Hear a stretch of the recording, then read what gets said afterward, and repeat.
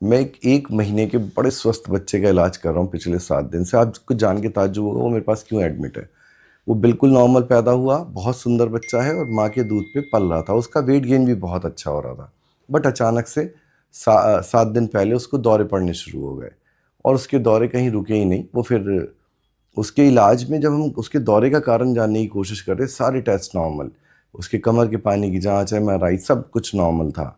और हम परेशान रहे कि भाई क्यों इसको दौरे पड़ रहे हैं। फिर हमने उसकी मदर से और उसकी हिस्ट्री लेना शुरू करी, तो पता चला कि वो गैस ख़त्म करने के लिए रोज़ सुहागे का सेवन कर रही थी। सुहागा पहले ज़माने में बहुत लोग यूज़ करते थे गैस के लिए, खांसी के लिए, स्किन इन्फेक्शन के लिए। तो वो उनकी ऑब्जर्वेशन थी, क्योंकि खांसी एक ऐसी चीज़ है जिसको क्वांटिफाई नहीं करा जा सकता। लूज़ मोशन ऐसी चीज़ है जिसके बारे में आपको ये नहीं पता चलता कि वो अपने आप ठीक हो गए या आपकी सुहागे से सही हो गए। तो बच्चों के अंदर इस तरह की बहुत सारी ऑब्जर्वेशन पेरेंट्स की रहती हैं। और सुहागा एक ऐसी चीज़ है जिसका केमिकल नाम है सोडियम बोरेट।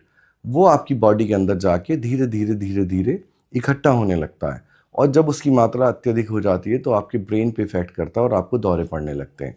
छोटे बच्चे खासकर जिनकी किडनी पूरी तरह डेवलप नहीं है, वो सुहागे को अपनी बॉडी से नहीं निकाल पाते, और इस प्रैक्टिस की वजह से उस बच्चे के दिमाग पे सूजन आ गई और उसकी जान पे बहुत बड़ा खतरा पैदा हो गया। आज 7 दिन बाद भी उसके दौरे तो रुक गए हैं, बट अभी उसकी आंखों का मूवमेंट ठीक नहीं हुआ है। वो शायद 1-2 दिन में ठीक हो जाएगा। ये जो प्रैक्टिस हम पहले करते थे, वो हो सकता है कि वो हमारी ऑब्जर्वेशन में ठीक रही हो, बट क्योंकि हम मॉडर्न साइंस के हिसाब से हमें साइंटिफिक रिसर्च का बैकअप नहीं था इसके लिए।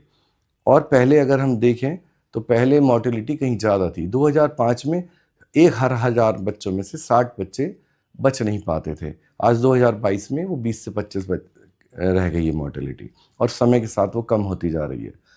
आप जब पहले मॉडर्न साइंस का कोई योगदान नहीं था उसमें, अब क्योंकि टेस्ट बढ़ गए हैं, नॉलेज बढ़ गई है, हमारी एक्सेस बढ़ गई है मॉडर्न साइंस को, तो उससे हम बच्चों के बारे में ज़्यादा अच्छा समझ पाते हैं, क्योंकि बच्चे बोलते नहीं हैं। तो आप बच्चों के अंदर कोई भी प्रैक्टिस, पुरानी प्रैक्टिस को अडॉप्ट करें तो डॉक्टर की परमिशन ज़रूर लें।